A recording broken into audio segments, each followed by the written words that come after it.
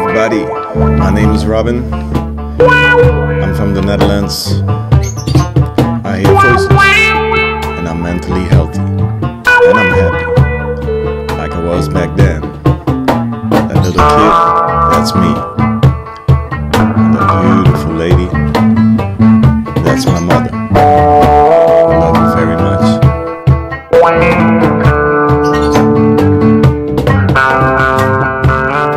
But unfortunately, she committed suicide when I was 4 years old.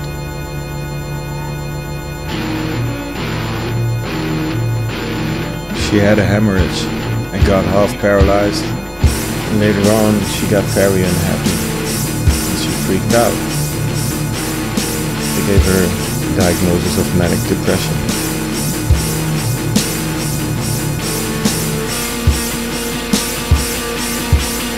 But fortunately, there was also some good stuff later on in my life.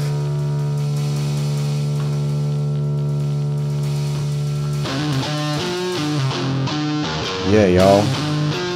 When I was 9 years old, we moved to the south of the Netherlands with the new wife of my father, my new mother, and she gave birth to a funky little new brother. And I found a lot of good friends. And of course, in my teenage years, I discovered sex, drugs, and rock and roll.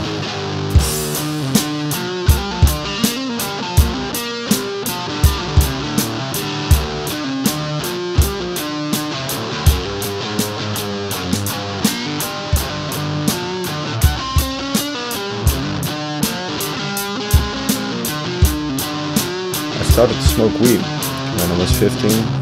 By the time I was 17, I went to study in Tilburg, and I went living on my own in a student house and I started to smoke weed every day. I also experimented with mushrooms. And then, in 2001, 10 years ago, I decided to do an LSD trip.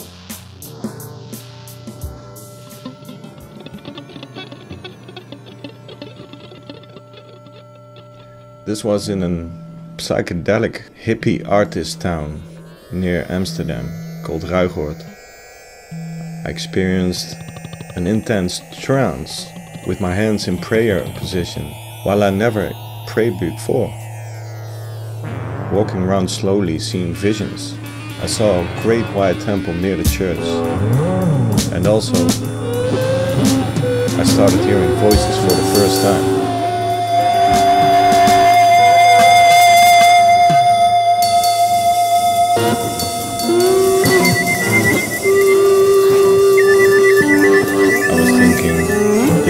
Had any influence as a small kid on my mother's death.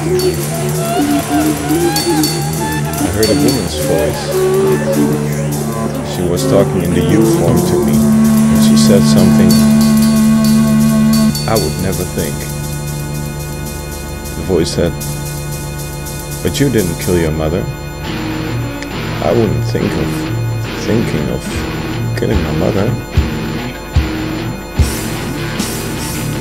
After the LSD trip, which didn't actually end, I kept on hearing and seeing things, experiencing and doing strange things. I went home. The American guy who was with me, a very interesting spiritual dude, asked me if I wanted Reiki. I said yes, and I reacted with a lot of crying and spasms. But when he was gone, the spasms came back, the crying came back, the voices were still there. I was seeing, hearing, feeling, smelling things I wasn't used to. I tried to cope with all this, but I couldn't. And I became afraid of the voices. I thought they were a part of some evil conspiracy, maybe some mind-controlling Illuminati or something. And I got very afraid, very unhappy. I isolated. I even tried to kill myself.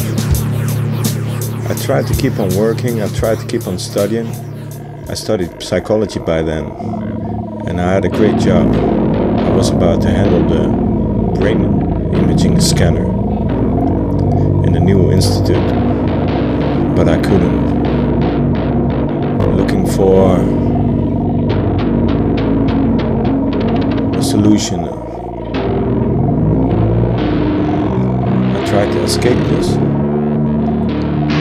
flew into nature.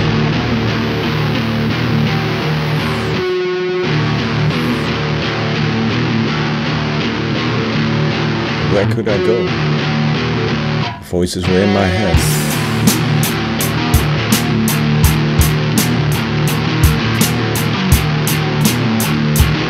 I tried to develop my own kind of yoga, meditation, shamanism.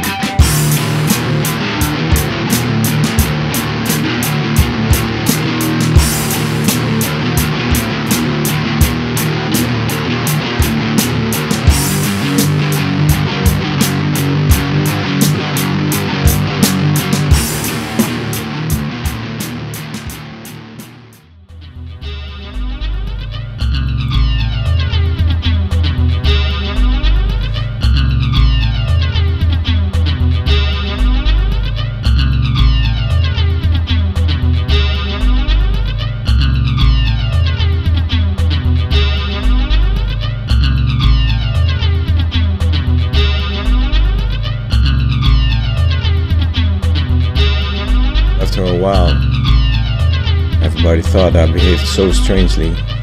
They thought it would be best for me if I would go to a mental hospital.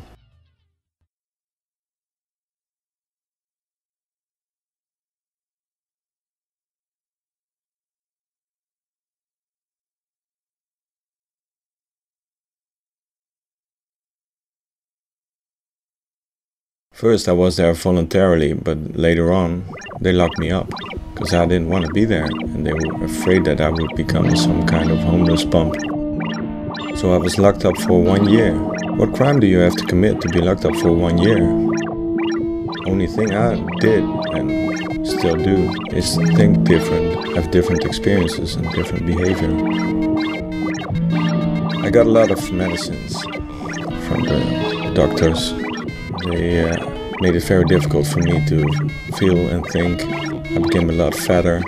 I even became incontinent and I had diabetes. I swallowed more than 1 kilogram of antipsychotics, but the voices never went away. Oh yeah, by the way, they even threw me in the isolation cell. But fortunately by then, my psychoses weren't that nasty anymore. I overcame my fear and I had a lot of fun with my fantasies and with my free thinking, and I had a lot of beautiful spiritual experiences. So even in the isolation cell, you know, I didn't want to be there, but by then I was my own best friend. And I had a lot of fun with myself and a beautiful spiritual experience. Inspired by Jesus, I began to love everyone and everything, and I still do every day. Because of this, I decided that I had a goal, a mission, everything the best for everyone and everything, everywhere and always. Also for me myself. But I began to show myself and the people around me that I'm a good person. In the years that followed, I recovered. I stopped smoking weed because this only made me very fearful, psychotic and tired. I found medicines that didn't have nasty side effects, but in the end, they didn't help the voices to go away. But I did find a way myself. As I prayed and meditated a lot, I developed my own inner voice. And with this voice, I could start talking back to the voices. I could say what I thought. I could make my own decisions. I could deliberately choose what I wanted to think and what I didn't want to think. And I decided to think only good thoughts. I discovered this worldwide network about voice hearing, with a lot of voice hearers, researchers, psychologists, nurses, family and friends of voice hearers. It's called Intervoice. And one of the things I found out there is that actually a lot of people hear voices. 15% of the people hears voices sometime in their life. Maybe once, maybe every day. But only 0.5% of the people is schizophrenic. There are a lot of healthy voice hearers.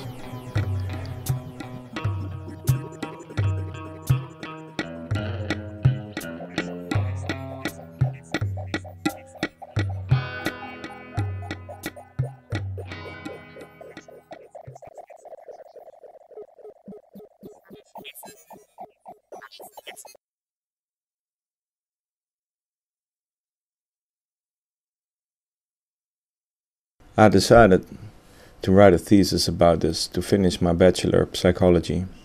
I looked at all the brain imaging research into voice hearing. And I started to work as an expert by experience.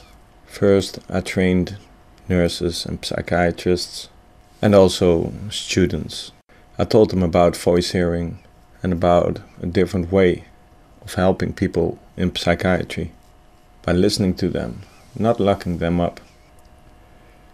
And now finally, after 10 years, after my LSD trip where I started hearing voices, I reached all my goals. I'm no longer a psychiatric patient, I don't swallow medication, I got my own home and I got my job. Unfortunately, I still have my friends to jam with, like the music you heard in this movie.